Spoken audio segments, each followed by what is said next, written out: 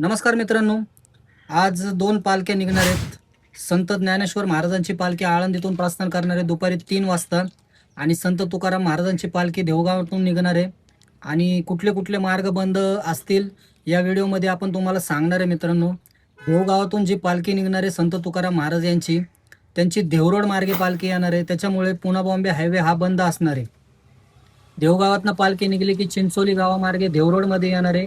देवरोडवरनं आले की ती इकडे आपली निगडीकडे येणार आहे, भक्तशक्ती चौकात आणि आकुर्डीमध्ये त्याचा मुक्काम असणार आहे. त्याच्यामुळे दुपारपर्यंत हे रस्ते बंद असणार आहेत.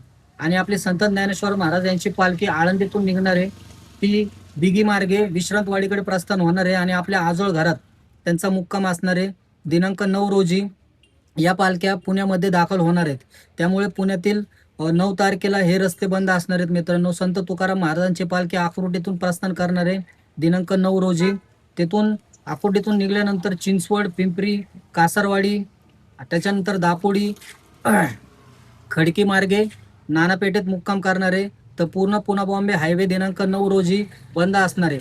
त्यामुळे आपल्या ड्रायव्हर बांधवांना विनंती आहे की या मार्गावर तुम्ही भाडे उचलत असाल तर काळजी घ्या, भाडे उचलू नका.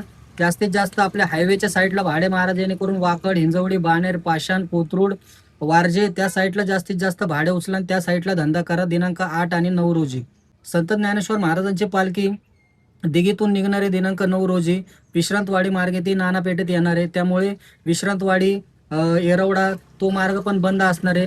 त्यामुळे आपले ड्रायव्हर बांधव जिथं राहत असतील त्यांनी सकाळी लवकर निघून आपला हायवेच्या साईडला जावा आणि तिकडे दिवसभर व्यवसाय करा, जेणेकरून तुमची सुट्टी होणार नाही आणि तुमच्या रोजगारावर दगा येणार नाही. त्यामुळे मित्रांनो, ही काळजी घ्या. दोन्ही पालख्या दिनांक 8 आणि 9 रोजी निघणार आहेत आणि पुण्यामध्ये दाखल होणार आहेत. पुण्यामध्ये मुक्काम असणार आहे. पुण्यामध्ये दरवर्षी 2 दिवस मुक्काम असतो. त्याच्यामुळं पुढचे अपडेट आपण तुम्हाला पुढच्या व्हिडिओमध्ये देणार आहे.